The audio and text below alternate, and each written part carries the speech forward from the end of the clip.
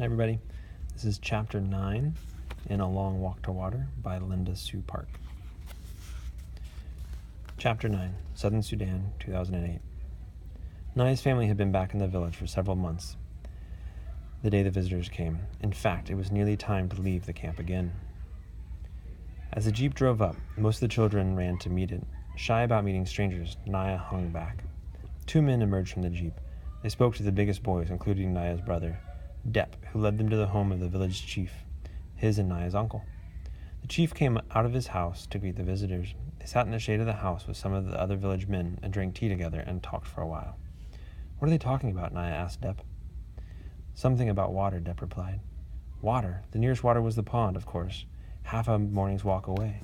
Anyone could have told him that. Southern Sudan, 1985. Salva had never seen anything like the desert. Around his village, Lunarik, enough grass and shrubs grew to feed the grazing cattle. There were even trees. But here in the desert, nothing green could survive except tiny evergreen acacia bushes, which somehow endured the long winter months with almost no water. Uncle said it would take 3 days to cross the Akobo. Salva's shoes stood no chance against the hot, stony desert ground. The soles, made from rubber tire treads, had already been reduced to shreds, held together with a little leather and a great deal of hope.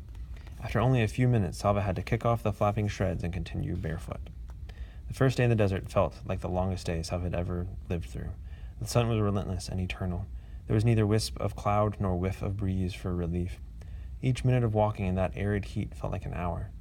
Even breathing became an effort. Every breath Salva took seemed to drain strength rather than restore it. Thorns gored his feet. His lips became cracked and parched.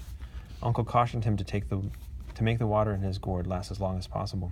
It was the hardest thing Salva had ever done, taking only tiny sips when his body cried out for huge gulps of thirst-quenching, life-giving water. The worst moment of the day happened near the end. Salva stubbed his bare toe on a rock, and his whole toenail came off. The pain was terrible. Salva tried to bite his lip, but the awfulness of the never-ending day was too much for him. He lowered his head, and the tears began to flow. Soon he cried so hard that he could hardly get his breath. He could not think, he could barely see. He had to slow down, and for the first time in the long journey, he began to lag behind the group. Stumbling about blindly, he did not notice the group drawing further and further ahead of him. As if by magic, Uncle was suddenly by his side. Salva Mawen Dut Arik, he said, using Salva's full name loud and clear. Salva lifted his head, the sobs interrupted by surprise. Do you see that group of bushes? Uncle said, pointing. You need only to walk as far as those bushes. Can you do that, Salva Mawen Dut Arik? Salva wiped his eyes with the back of his hand. He could see the bushes. They did not look too far away. Uncle reached into his bag. He took out a tamarind and handed it to Salva. Chewing on the sour, juicy fruit made Salva feel a little better. When they reached the bushes, Uncle pointed out a clump of rocks ahead and told Salva to walk as far as the rocks. After that, a lone acacia, another clump of rocks, a spot bare of everything except sand. Uncle continued in this way for the rest of the walk.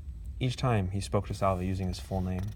Each time, Salva would think of his family and his village, and he was somehow able to keep his wounded feet moving forward, one painful step at a time. At last, the sun was reluctantly forced from the sky. A blessing of darkness fell across the desert, and it was time to rest. The next day was a precise copy of the one before, and the sun and the heat, and worst of all, Salva's mind, a landscape that was utterly unchanged. The same rocks, the same acacias, the same dust. There was not a thing to indicate that the group was making any progress at all across the desert. Salva felt as if he had walked for hours while staying in exactly the same place. The fierce heat sent up shimmering waves that made everything look wobbly. Or was he the only one who was wobbling? That large clump of rocks up ahead, it almost seemed to be moving. It was moving. It was not rocks at all. It was people. Salva's group drew nearer. Salva counted 9 men. All of them collapsed on the sand. One made a small, desperate motion with his hand. Another tried to raise his head but fell back again. None of them made a sound. As Salva watched, he realized that 5 of the men were completely motionless. One of the women in Salva's group pushed forward and knelt down. She opened her container of water.